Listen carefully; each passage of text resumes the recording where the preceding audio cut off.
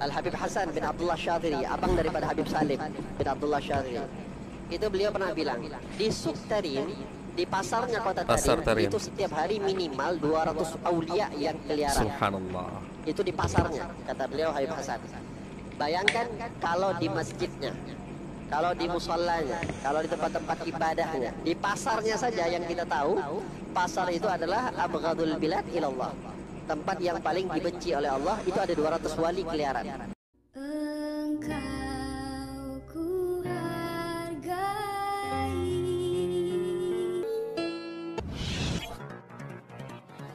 Assalamualaikum warahmatullahi wabarakatuh. Om Swastiastu, Namo Buddhaya, salam kebajikan. Kembali bersama 9.0 TV dari Buta Pandita Luti Kabupaten Bulukumba. Video di awal yang saya sematkan itu adalah salah satu oknum habaib yang kembali Odabrus melakukan framing terhadap ulama-ulama yang ada di dalam kelam mereka. Jadi jelas di situ ada satu oknum habib yang disebut namanya bahwa pernah menyaksikan para wali itu ada sekitar 200-an katanya di dalam pasar. Jadi di pasar saja banyak wali, apalagi di tempat-tempat yang seperti masjid dan musalla. Jadi ada 200 ini, saya kira sangat luar biasa framing-annya dan memberikan satu pengukuhan terhadap identitasnya, bahwa memang dari kalangan mereka ini adalah banyak wali Allah Subhanahu wa taala, karena di pasarnya saja berlimpah ruah sampai 200-an, dan itu dihitung sendiri oleh salah seorang kerabat dari Habib Salim bin Jindang, ya, kalau saya tidak salah di dalam video tersebut. Coba kita dengar dulu, ada sekitar 2 menit ini videonya sebelum kita reaksi lebih lanjut. Tapi aulia wa salihin itu dikatakan jumlah yang tidak terkenal jauh lebih besar dan lebih banyak dibandingkan aulia yang terkenal. Yang disebut sebagai wali mastur. Ada namanya wali masyhur, ada namanya wali mastur. Wali-wali yang masyhur yang terkenal itu jumlahnya sedikit, akan tetapi yang mastur itu jauh lebih banyak. Dan kita nggak tahu. Oleh sebab itu pentingnya mempunyai sifat husnudzan kepada siapapun. Karena kita nggak tahu siapa di antara kita yang di sini mungkin ada yang wali, atau mungkin di pinggir-pinggir jalan orang tukang minta-minta dia yang wali. Gal Al-Habib Hasan bin Abdullah Syadhili, abang daripada Habib Salim bin Abdullah Syadhili. Itu beliau pernah bilang, di Suq Tarim, di pasarnya kota Tarim, itu setiap hari minimal 200 aulia yang keliaran. Subhanallah. Itu di pasarnya, kata beliau Habib Hasan. Bayangkan kalau di masjidnya, kalau di musallanya, kalau di tempat-tempat ibadahnya, di pasarnya saja yang kita tahu, pasar itu adalah abghadul bilad ilallah. Tempat yang paling dibenci oleh Allah, itu ada 200 wali keliaran. Sampai pernah dikatakan Habib Salim bin Ahmad bin Jindan, kakeknya Habib Jindan. Itu Habib Salim pernah waktu ziarah ke kota Tarim, beliau ya lagi sore-sore duduk di depan Masjid Jami'. Di Masjid Jami' itu ada kayak pelatarannya sedikit di luar. Duduk-duduk, kebetulan Masjid Jami' ini di pasar kota Tarim, di pasarnya kota Tarim. Sambil beliau pakai habuah itu, ya habuah, duduk-duduk magang tasbih yang jumlahnya 100. Niatnya apa? Aku mau ngitung-hitung lah, iseng lah, mau ngitung-hitung jumlah wali yang lewat-lewat ini di kota Tarim. Nampak orang berserban, baju jubah. Oh ini dari wajahnya nampak wali. Hitung 1. Nampak lagi lewat, hitung 2. Nampak lagi lewat 3. Hitung terus sampai udah mulai banyak. Ada yang lewat orang tua, kakek-kakek, bajunya compang-camping, pegang tongkat, ya kayak pengemis. Terus lewat dalam hati Habib Salim ngomong dalam hati, ini bukan wali, nggak dihitung, nggak masuk hitungan. Kata orang tua itu bilang, bang, kenapa saya nggak masuk hitungan? Subhanallah.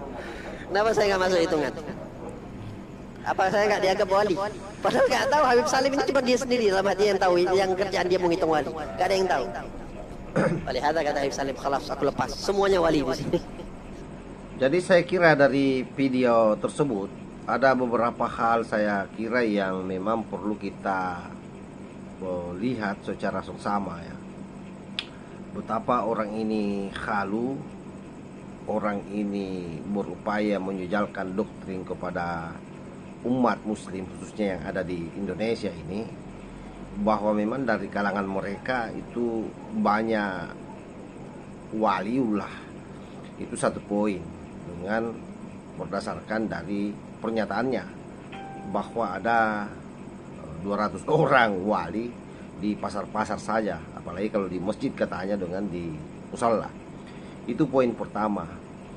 Poin kedua adalah mereka mau memberikan satu penguatan terhadap mbah-mbahnya bahwa memang mereka wali.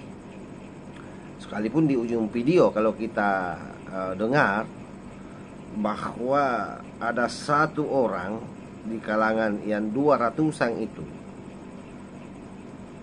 yang kebetulan lewat lalu tidak ditunjuk sebagai wali dan dia protes katanya.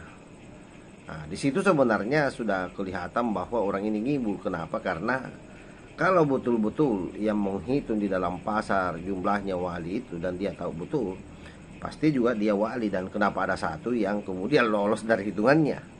Itu kan pertanyaan. Bahwa hanya sesama wali lah yang bisa saling mengenalkan begitu. Itu yang sampai ke kita. Nah, jelas bahwa pada pernyataan ini sudah terjadi ambivalensi namanya. Jadi di sisi lain mau mengatakan bahwa kerabatnya Habib Salim itu yang mampu melihat atau menghitung wali. Itu di ujung videonya kita dengar bahwa ternyata dia keliru di situ dan ada satu katanya yang kemudian menunjukkan diri bahwa saya juga wali, kenapa saya tidak dihitung. Nah itu. Jadi kan lagi ngibul di situ. Tetapi kemudian dia lalu menggambarkan bahwa ya semuanya wali. Artinya apa? Dongeng-dongeng seperti ini sudah sangat sering diulang-ulang dan tentu bagi kita semua ini sudah enak mendengarnya. Dan kalau kita mau urut sebenarnya, kenapa lalu kemudian orang-orang ini semua berlama-lama tinggal di Indonesia? Harusnya mereka semua ini kembali saja ke kampungnya karena di sana banyak wali. Yang kedua, kenapa kemudian Yaman sampai hari ini dilanda terus perang, bahkan kemiskinan, padahal di sana banyak wali. Seharusnya di sana menjadi tanah yang sejahtera karena banyak wali yang berdoa, yang mendoakan negaranya supaya kemudian tidak kacau balau terus. Dan paling parahnya adalah terjadi kemiskinan yang sangat luar biasa. Dan itu datanya saya kira bisa dilihat di website yang ada, berapa jumlah orang miskin yang ada di sana, berapa jumlah orang di sana yang tidak punya tempat tinggal akibat daripada perang yang berkepanjangan. Padahal ngakunya di pasar saja ada 200-an wali.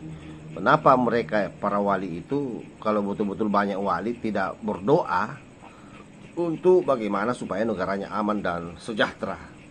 Nah, saya kira itu poin pentingnya yang memberikan penegasan yang kuat bahwa memang kibulan-kibulan mereka ini tidak layak untuk dipercaya sama sekali.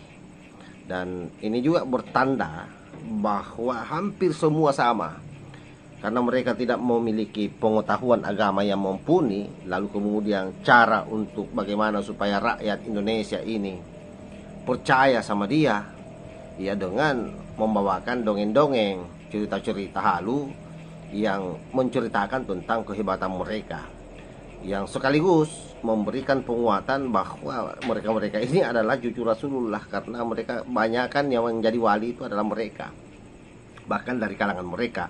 Kan itu yang dia mau sampaikan sebenarnya. Sahabat-sahabat semuanya, apapun yang disampaikan, anggap saja ini sebagai satu edukasi yang memberikan penguatan kepada kita semua bahwa sesungguhnya memang menjadi sangat salah alamat bagi kita semua ini kalau menganggap mereka ini adalah cucu Rasulullah. Berdasarkan fakta-fakta yang ada, termasuk saya kira adab-adab mereka, bagaimana barbarnya misalnya oknum-oknum mereka.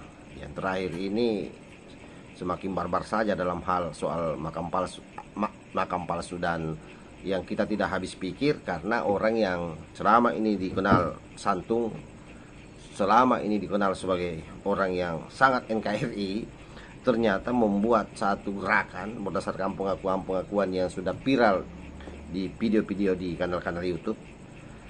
Itu kemudian membuat gerakan pemalsuan makam di mana-mana. Itu yang sangat kita sesalkan. Karena itu menjadi sangat wajar kalau hari ini banyak orang yang kemudian sekali lagi menyaksikan mereka semua ini para kelambak lawi bahwa mereka adalah cucu Rasulullah Sallallahu Alaihi Wasallam. Saya kira demikian. Wallahul muwaffiq ila aqwamit thariq. Wassalamualaikum warahmatullahi wabarakatuh.